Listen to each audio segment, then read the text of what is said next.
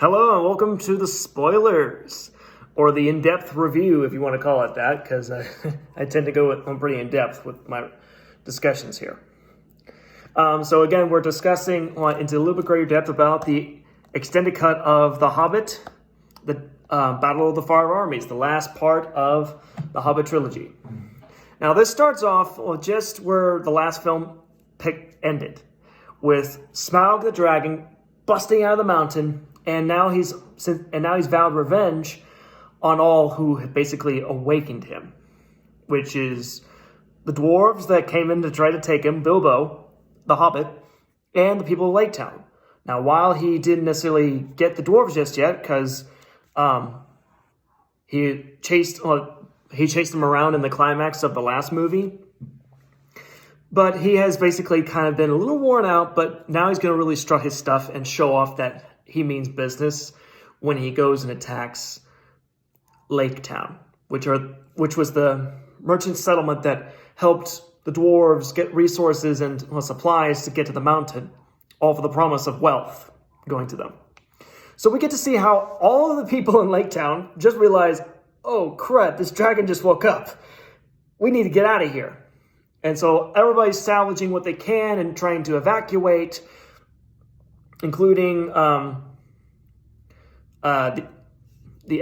she-elf Tauriel, the 4 dwarves that got left behind, and Bard's 3 kids, as well as the Master of the Lake and Alfred, who are packing nothing but gold, just showing off how greedy they are. And so it slowly builds up where it's just like, we have to hurry. All the while, you can see in the distance, while Bard is locked in prison just for no good reason, just because the Master of the Lake doesn't like him and feels threatened by him. But you see, like in the distance, you see Smaug just swooping in quietly and even just swing over the town, where not really disturbing anything, not attacking, just more so kind of freaking everybody out. Until finally he comes around and starts breathing fire and basically starts destroying the town, setting it ablaze. So, and you get to see how everybody's kind of dealing with it, where like the Master of Lake is like, oh, we should have saved more people. Oh, I guess we should have saved more people, but I have to protect my gold, sort of thing. All the while, Bard's trying to get out because he has to save his kids, save his family, and as well as any other people he can save, which he finally manages to get out. And when he does, first thing he does is, instead of running, he goes and decides to fight the dragon, which kind of leads to him running all over the roofs of this burning town while the dragon is swooping in and everything, and leads to him climbing the bell tower in the town, basically just shooting arrows to no avail, just as long as he could protect his family. So, and that's one thing to remember that's important, that he fights for his family. Because if anything, he doesn't care so much about the wealth, the promises of wealth. He doesn't care about the riches or the political power or anything. He cares about his kids. He cares about his family because he loves them. So that's one thing that sometimes a lot of people tend to forget sometimes. Now, the whole thing that at one point, Smaug does land, and this is something different from the book, but this is a good difference, because Smaug lands and actually faces Bard and is like, who are you that would stand against me? And has dialed and is talking to him, almost taunting him, be like, what are you going to do now? You're all out of arrows. Your bow is broken.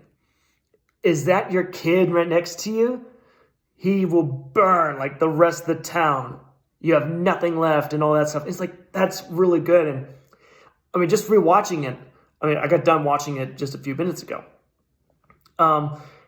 Just kind of watching it, I'm like, wow, I don't know why it's hitting me here, but it's just like the fact that you have somebody who's caring that much about his family. And even the fact that his son comes up and when he has no bow, he basically is like, son, I need you to trust me and put the black arrow, which this black arrows are like the size of spears almost, and they're supposed to kill dragons. but putting him on the shoulder, and it's like even when Smaug is coming in and everything. And the music is really nice because I love the music around this whole sequence involving Bard and his family. It's kind of his family theme in a way.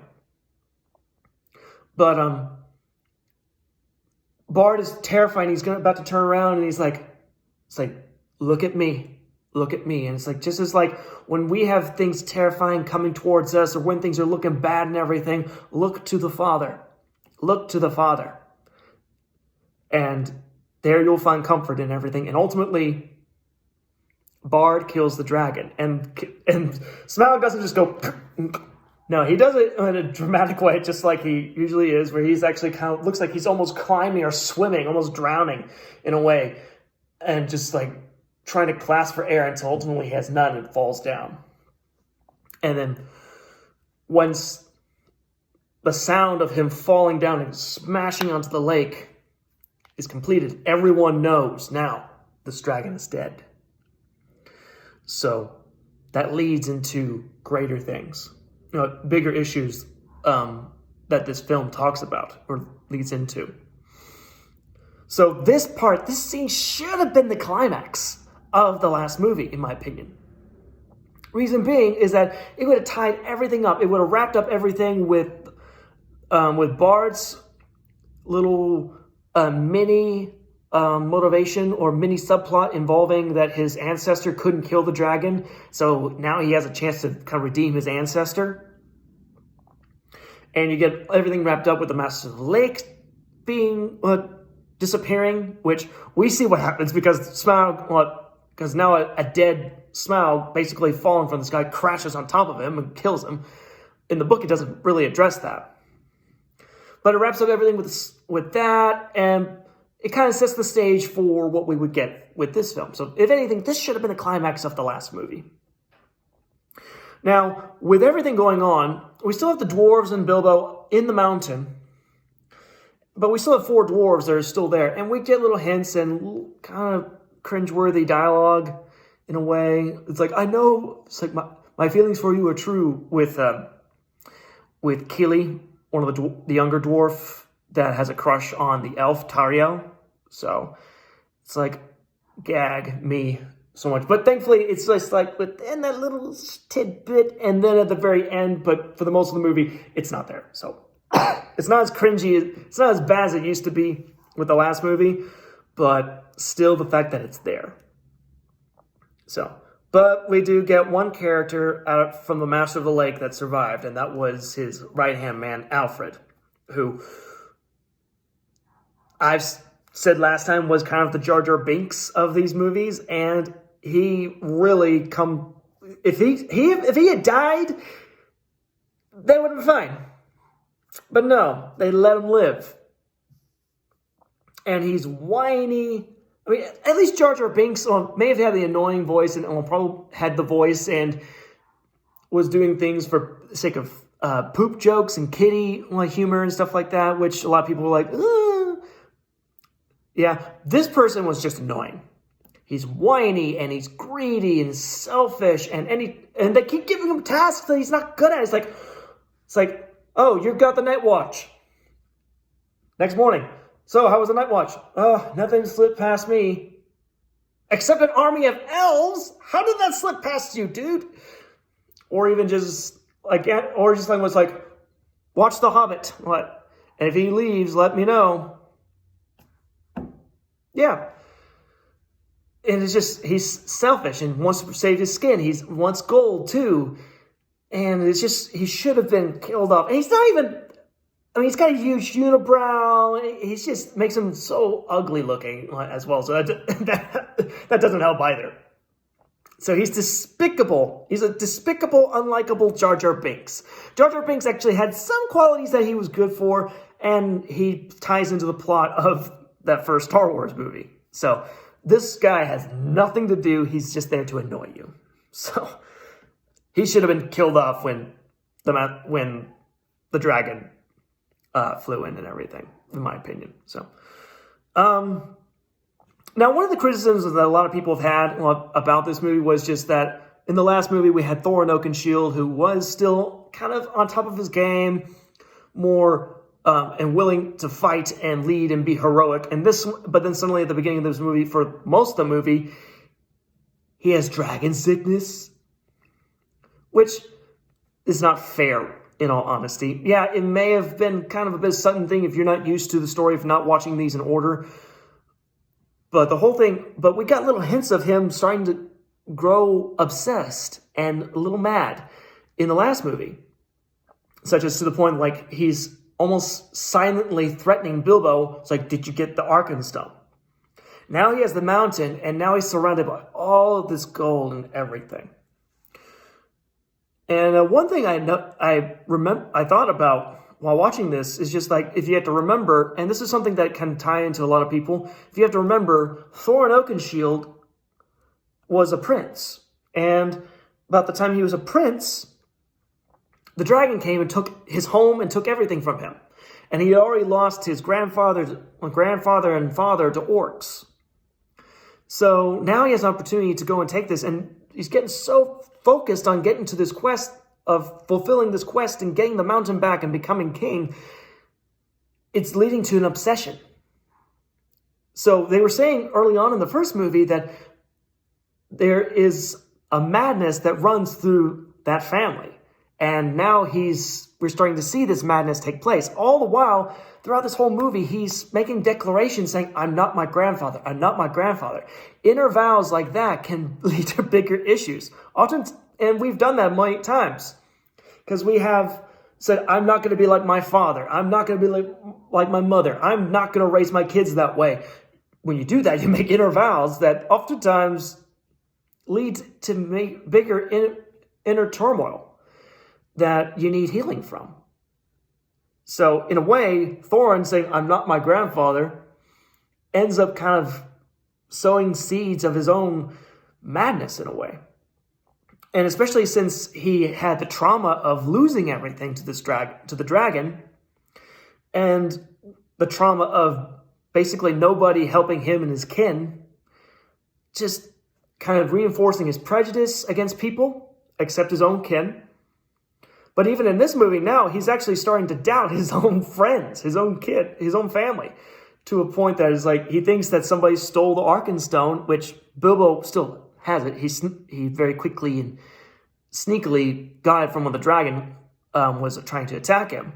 But Bilbo never gave it to him. Because Bilbo hung on to it, because obviously they were being chased by a dragon. But then over time, he started noticing things were not right with Thorin. And so then, even to a point, he's like, asking Balin, like, if he found the stone, would he be better? And Balin's like, no, he'd be worse. So Bilbo is hanging on to the stone for the sake of Thorin. He doesn't care about the stone. He just cares about his friend. And that's one of the biggest driving points of this whole movie that I love. And that's what I said in my first little initial review, is that if it focused on Bilbo and Thorin more, which is where the substance is, because it focuses on the relationship between the two of them. Bilbo wants to be a good friend and deeply cares for Thorin, while Thorin is becoming a raging lunatic and becoming possessive and greedy and not reasonable. So a lot of people are just kind of like, Thorin, dragon sickness makes no sense. It's like, no, this is something that's been building. And some people are just kind of like focusing on this movie alone and not looking at past things. And it's like, no, this has been building. And then when the dragon is gone, now he is basically making the inner vow that I'm not going to lose my home again. I mean, if anybody's ever lost money or basically had a balance of $0 in their bank account, per se, as somebody if that has happened to you before, it's happened to me, where you have the balance, where you basically have no money and you make the promise like, I'm not going to lose money again. I will not get poor. And that kind of gets into issues as well. Makes those inner vows. So Legolas and Tauriel are still in this. Legolas is still in this. Last we saw of him, he was fighting Bolg, this big orc that is not the big gun, but still important. But it ends up that really Legolas and Tauriel in this whole movie, other than Tauriel being the little love subplot with the dwarf Keely, Legolas and Tariel are more so just there to at least introduce the purpose, introduce Gundabad, which is a fortress in the north of orcs, and at least introduce the Fifth Army to this movie. Now, all the while all this is happening, Gandalf is still locked up in Dol Guldur. And he's locked up there because he just found out that Sauron is still alive, and Sauron's holding him hostage because Gandalf has something that Sauron wants, and that's because we found out Gandalf has one of the Elven rings. So, one of the 3 Elvish rings that we find out that Galadriel, the Elf Queen, and Elrond, the Elf Lord, which we met both of them in the first movie, both of them have a ring of power as well, made for the elves, and Gandalf has one of those rings of power as well. So, but we come in and we find Galadriel's coming to save him, and then lo and behold, an orc is about to basically chop off Gandalf's finger to get the ring, and Galadriel's like, I'm leaving with my friend. If you try to do anything, I will destroy you. And basically, all she just goes is, and that orc just gets vaporized. Just completely vaporized. Now, in the theatrical cut, they don't show it, but in this one, it's like, whoa, okay. Now we can really see why Galadriel's a powerhouse. So, and I mentioned this a little bit before. This is the part where the 9 Nazgul come out and they look all creepy and twisty, and even the animation on them, the CGI on them doesn't look great, but I think it works to the benefit that they don't look natural to begin with. And it helps kind of with the twisted, unnatural sense of what they are. But we do get to see them all in different armors, and to me that's kind of cool because it's like, oh, that one looks like these group of people from the Lord of the Rings movies, and this one looks like somebody from the Lord of the Rings movies. Not that I know the people, but the armor, the style of the armor, is something cool. And then getting to see like Elrond comes forth, which if you watch the trailers, you know that Elrond will show up and he has a sword and he's gonna fight. But the fact that they have Saruman come in and he's actually fighting these guys, I'm like, ooh, Saruman's fighting. And especially since it's Christopher Lee, and Christopher Lee is probably one of the more iconic voices out there that will be deeply missed because he passed away a few years ago. Anyway, now as I mentioned before, this can be creepy for kids, and it may be a bit hard, especially since Galadriel at one point basically goes full on casting out a demons sort of thing.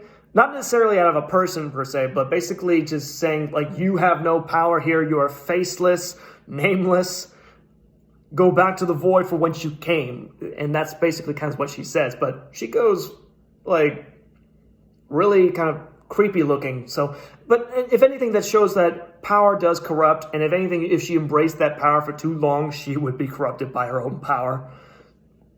So, but again, it's a neat little scene. I at least enjoy it. I like what she's saying, but kind of the way that it was done is like, okay, that might be a bit much. So. Let's see. Yeah, and I've mentioned before about Bilbo and Thorin, that they are my favorite parts of the whole thing. Sadly, during this whole thing, like, okay, so, the men of Lake Town show up in Dale, which is the city that got attacked by Smaug years ago before he took the mountain. So this is basically at the base of the mountain. And so they take refuge there. The elves show up, led by Thranduil from the last movie.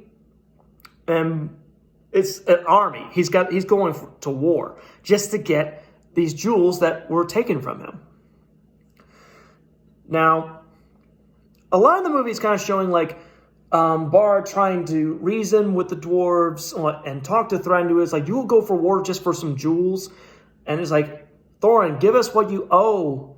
And this is when we start seeing a bit more of the madness that Thorin has in his mind and everything, and that he's even going back against his own word for the sake of his prejudice and just for his greed, that he is making pretty valid excuses. It's like, please come to our aid. It's like, yeah, we came to your aid and for the and you came to our aid for the aid for the promise of wealth.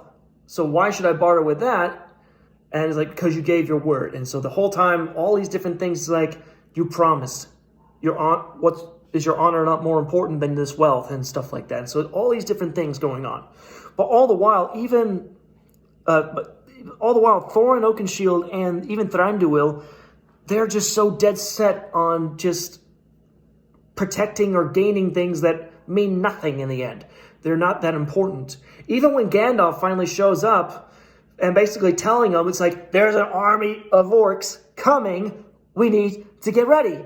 They're like, we don't care. Give me the Arkenstone. Give me my necklace. It's like, they don't want to listen to reason at all. And so to a point that it's like, oh my goodness, listen to the guy. So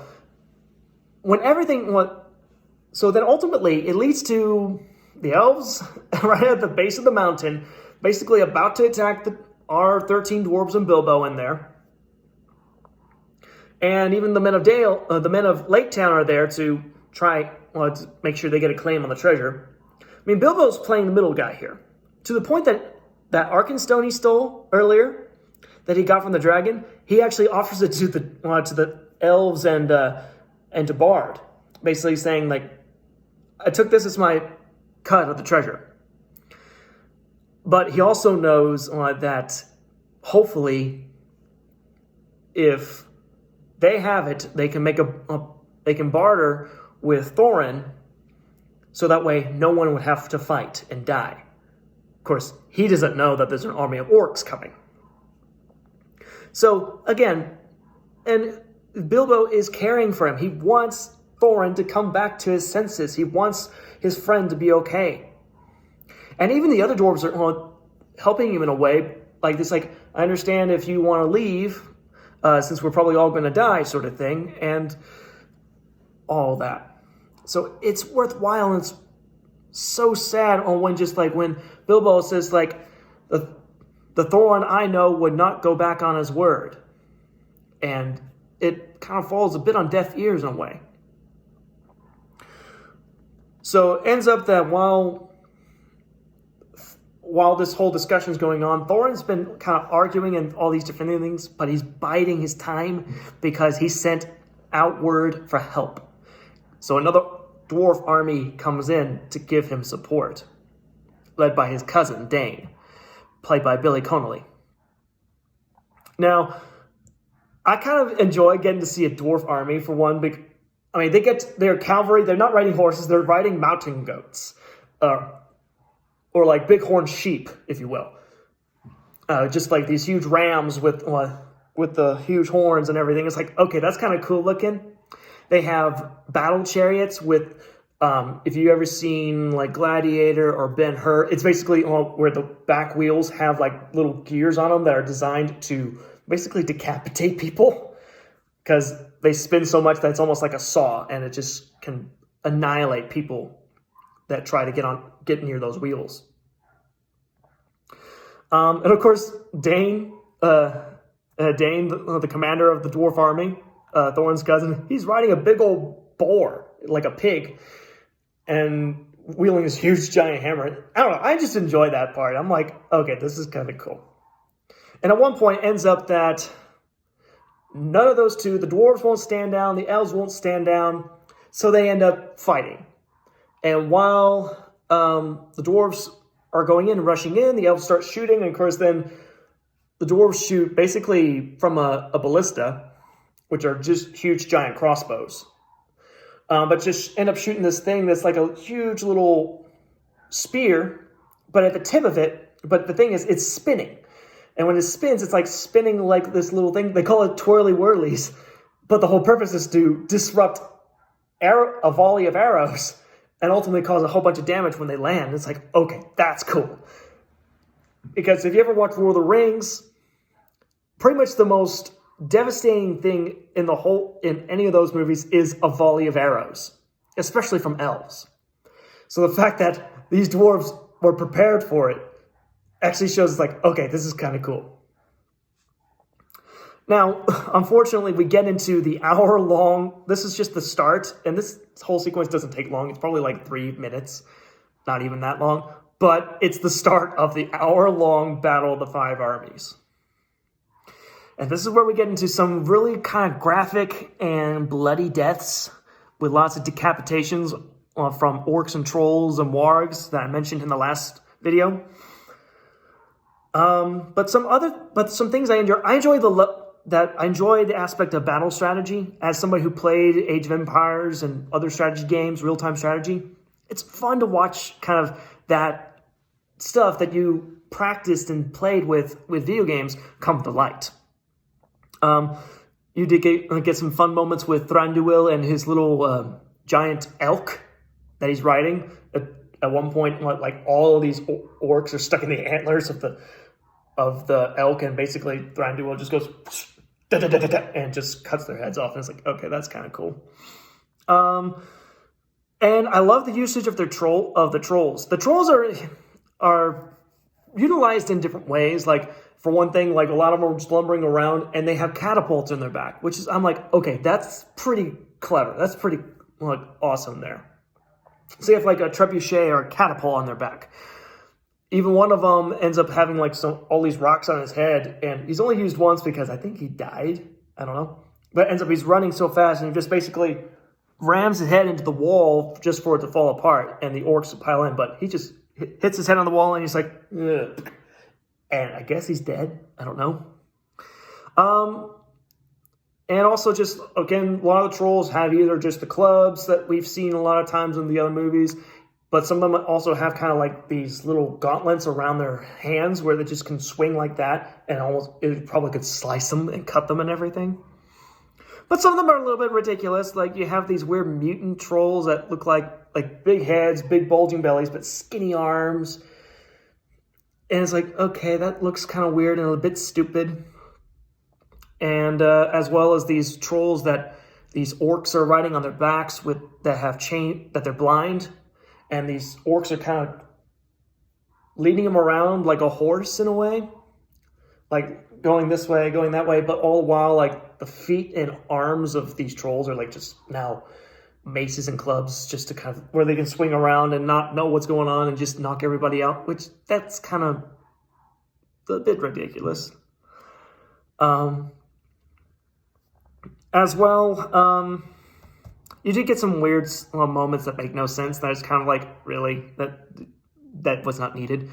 When like when Bard is in the city of Dale and he sees his kids about to be attacked, and what does he do? And this troll's about to come over and attack the kids, but what does Bard do? He hops on a wagon and basically is riding it down until he gets to a ramp, and then he and the wagon hits the troll, and he flies forward and stabs it. It's like, really?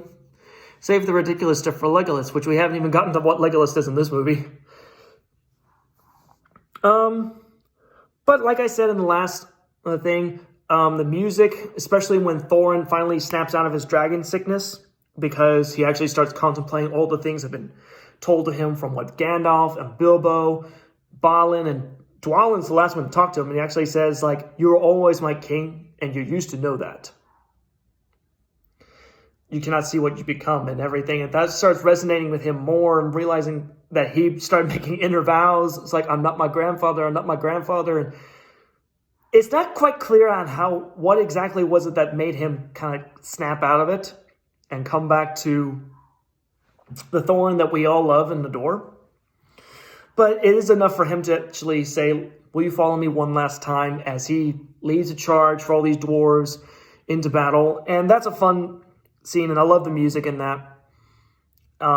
Each of the dwarves get their own, for the most part, just about every single one of the dwarves gets a fun little moment while in the battle, which we didn't get that in the initial cut.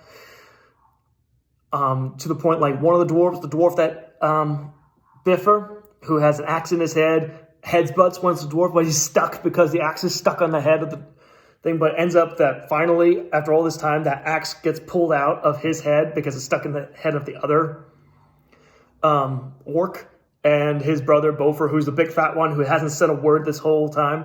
He's like, "Here, I got your axe. I got your axe." And his brother Biffer is like, It's like, you know where to stick it. Again, maybe not necessarily a good thing for kids to hear, but still, it's like a fun little moment like that.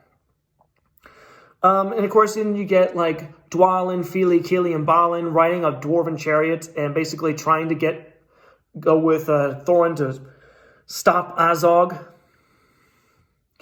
in this battle. And yeah, it's just kind of all leading up to this. Now, one thing I forgot to mention is that this is called the Battle of the Five Armies. So the Five Armies, in various interpretations, can be interpreted in different ways. But the main idea is that it is going to be an army of elves, dwarves, men, and orcs. Those are the primary four that are easily identified. The fifth one tends to be a little confused. Some people will say that, it's the army of beasts from the eagles and Beorn, which, yes, they do show up at the end of the battle. Which, yeah, but to me, I enjoyed kind of the way they interpret this one more so, like in the actual military perspective would be, where, yes, it's the elves, it's the dwarves, it's the men, and it's Azog's company from Dol Guldur, and the fifth army is another army led by Bolg, the orc that Legolas fought. He's leading an army from another fortress in the north called Gundabad, as to be kind of a way to sweep in and kill anybody else. So ultimately, ends up that once Thorin gets out and everything, he realizes he has to stop this, and the only way to do that is to kill Azog.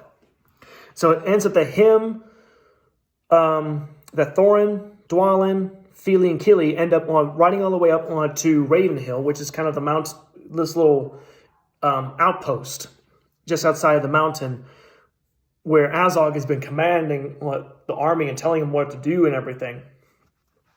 And it ends up that they're there to go and kill Azog and finish this. Cut off the head of the snake, if you will. But they don't know that Bolg is on his way, because Tariel and Legolas finally show up and tell Gandalf and Bilbo, hey, this other army's coming. We got to do something. And so it ends up that Bilbo goes to warn them. Legolas and Tariel are there, start heading that way to go and fight as well. Mostly because Tariel is like, I have to go protect Kili. And Legolas is like, I'll go protect this girl.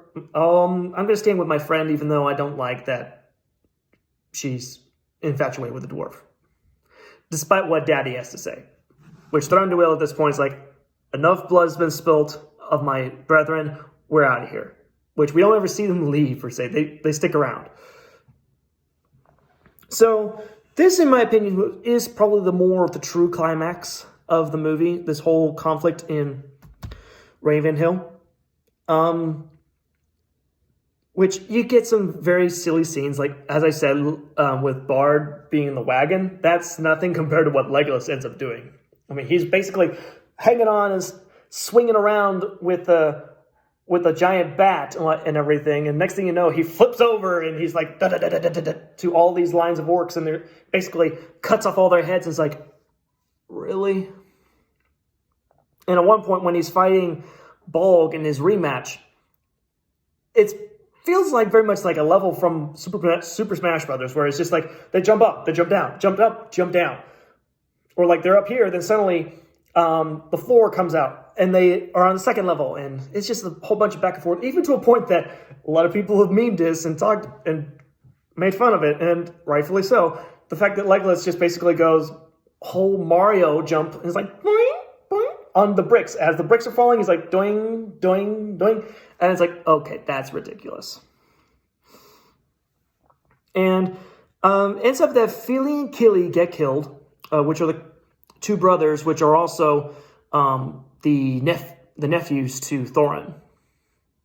Now, Fili gets killed, and it's like, that one's more for shock. It's like, oh my gosh, oh my gosh, one of our 13 dwarves just got killed. It was more of the shock, but if we cared about him more and got more with him, we probably would have cared a bit more. That would have been more shocking. But it's okay. Kili's death is... Tariel shows up and tries to save Kili, and Kili tries to save her from Bolg and ends up in the process, like, Ball kills Keely. And Tariel's like, oh! And Keely's like, oh. Bleh. Sort of thing. It's like, oh my gosh. It's like so unnecessary. And even like the final lines that they say where she's like, it's like, if this is love, I don't want it. I don't want it. Why does it hurt so much? And Thranduil's like, because it was real. It's like, ugh. It's a completely unnecessary scene altogether. But despite that being said, despite those silly random things that make no sense or whatever, the highlight of it, which is rightfully so, and probably the best part of it, is Thorin and Azog go head to head. At first, it's just and Azog has a new prosthetic arm, which now it's actually a huge giant sword that's like this in a way. So he's wielding this mace and this giant sword arm thing, and it's like, okay, this is actually worthwhile. And at one point, ends up that after Thorin has kind of fought a whole bunch of these people, and then finally he sees Azog there on the ice. Azog's gotten rid of the mace, and now he has basically just this big old block with a chain and just starts swinging it. And it's like, okay, this is actually more engaging than everything else. I don't care about Legolas being cool in these moments. It's like, just give me Thorin and Azog duking it out. So it's just like, they go duking it out, and they're fighting on the ice to a point that even, it looks like Thorin might win, because at one point he kind of tricks Azog by basically, when Azog wasn't paying attention, Thorin picked up the block from the chain while Azog wasn't looking and just throws it at him and just walks off this patch of ice to the point that Azog just slips into the water. And it looks like he's about to win. But lo and behold, Thorin gets stabbed in the foot. Azog finally breaks through the ice and actually is able to finally stab Thorin. Of course, he stabs Thorin out of just Thorin realizing he can't win unless he does this. And so for him getting stabbed, he was able to stab Azog, ultimately killing Azog. Now, this is where we get into probably one of the saddest scenes, and actually probably one of the better scenes, and I will say I did get choked up in this scene. Because it ended up that Bilbo did go and warn Thorin and them, but he got knocked out. Like, basically, an orc kind of walked over and basically kind of hit him with the blunt of his weapon, causing him to not go unconscious for a bit, just like in the book.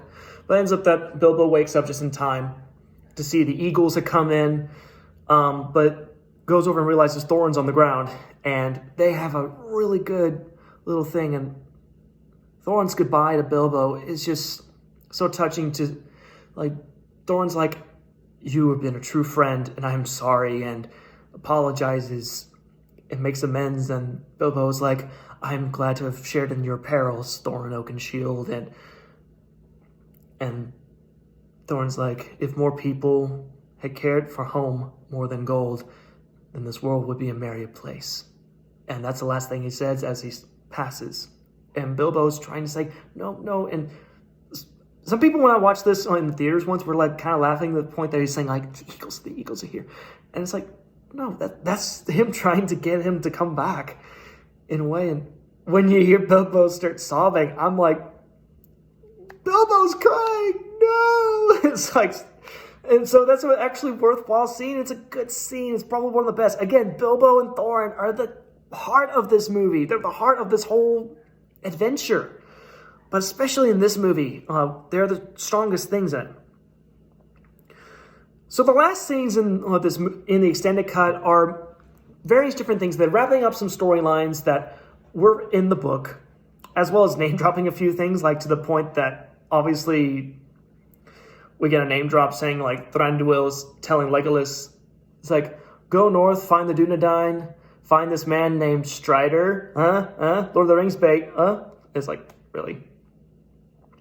But we do get some nice scenes where we see that Thorin's cousin, Dane, ends up becoming king. And in the theatrical cut, they don't show us the funeral scene. And I wish they kept it in just because it's because you get one final look and you just see like Thorin and Fili and Kili on their tombs in a way, at a kind of memorial service, and Bilbo's almost about to cry, and I'm watching this and I just see Bilbo try not to cry. I'm like, oh! It's like, you're gonna make me start crying now. So that means it was that good. And so ends up that Bilbo says his goodbyes to the remaining 10 dwarves from Balin Dwalin and the rest of them, and starts heading home back to the Shire and says goodbye to Gandalf. And Gandalf basically says, like, I know you have a magic ring. It's like, don't use it so much. And Bilbo's like, oh, it's gone. I lost in the battle, which we know he didn't. And we get a nice little funny scene to kind of end this in a way, because he's approaching home, and next thing you know, he's like, that's my chair, that's my paint, what's going on? Ends up that the rest of the Shire, all the other hobbits in the Shire, thought that Bilbo had been dead since he disappeared. So now they're selling all his stuff in an auction, and now Bilbo's just coming out, he's like, I'm not dead, give me back my stuff. And so it's a pretty funny thing, and they're even being ridiculous about it. It's like, if you're Bilbo Baggins and you're still alive, you must have proof. And it's like, here's a written document all with my signature on it.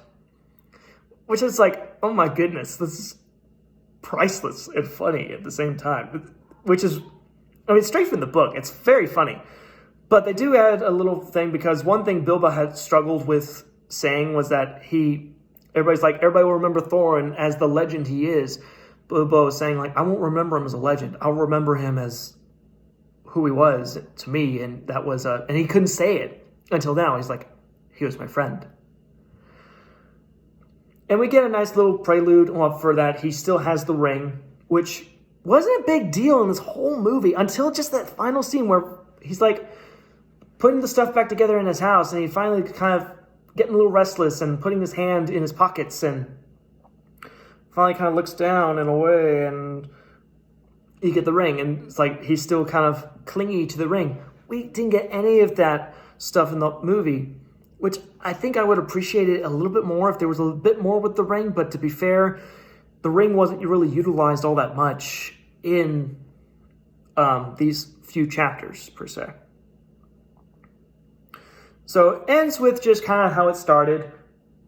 The first movie started with the original actor, Ian Holm, narrating what had happened and basically writing his story to Frodo. And it ends just with seeing Ian Holm again with the ring in his hand, and then suddenly we get a knock on the door. And it ends with him basically saying, no, thank you! We don't want any more visitors, well-wishers, or distant relations. And what about very old friends? And now it leads straight into basically the Fellowship of the Ring. But it doesn't follow him. It actually kind of, you just see him walk up to the door, but the camera pans over and looks over the map of the Lonely Mountain that we saw that they used and carried all the way to the Lonely Mountain to find the secret door. And it's the same map that we see in the Fellowship of the Ring that Gandalf picks up in memory. So, and so that's a good place to end the Hobbit Trilogy. And all the while, the credits are starting to roll. You get Billy Boyd singing The Last Goodbye, which, if you watched this would have been the last movie to watch theatrically of newer ones. And yeah, this song kind of hit home a bit. It was like, oh my gosh, in a way. So, in fact, they had Billy Boyd come in and sing, who was Pippin in Lord of the Rings, and the fact that he does a great job singing it. And all the while, you get this gorgeous concept art from Alan Lee and John Howe, and it just kind of wraps up in a nice way. So, anyway, that's kind of the run through. Again, another long video, but thankfully not quite as long as the last one. But again, I recommend watching these. And overall, the Hobbit Trilogy is a fun trilogy. It's a ride and a half. They do take you away from Bilbo, even though it may feel a little disjointed with the focus on the characters and the adventures and all the little side plots and subplots and the stuffing and padding in there, yes, but it's still enjoyable. I mean, I wouldn't mind watching these now and then, especially the first one. I love the first one that much. But you get some good moments, and the music is still top part. It's not as good as Lord of the Rings, but it's still enjoyable. So I recommend you guys taking a look at it. Now, if you reached this far, let me at least say it one more time. Be sure to like, subscribe, and share this with other people. And if you have a preference of another movie or TV series you want me to look over and discuss, be sure to put it in the comments down below. And I will catch you next time as we continue with the legacy of a Crusader. Take care.